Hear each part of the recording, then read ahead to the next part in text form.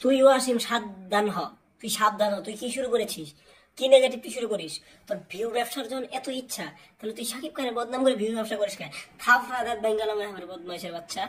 এই মেঘেছে সাকিব খান এই উল্টা পাল্টা কথা।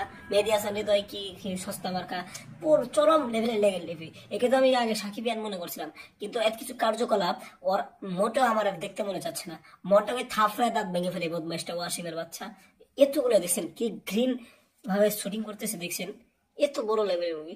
আর হ্যাঁ নাকি জলে খুব, তোরে ঝাড়ার বাড়ি দেওয়া দরকার শালারে বদমাইশ। হ্যাঁ, ফাইজলামি শুরু করছস।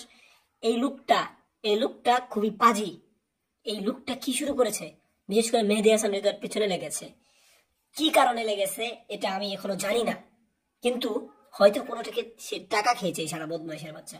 অবশ্যই সে টাকা খেয়েছে, তাকে ধরে জুতার বাড়ি দেওয়া দরকার। ওকে যেখানেই পাবেন সেই সাকিব বকতে পাবেন, জুতার বাড়ি দিবেন সারা বদমাইশ কোথাকার। ফাইজলামি শুরু করছে এইখানে।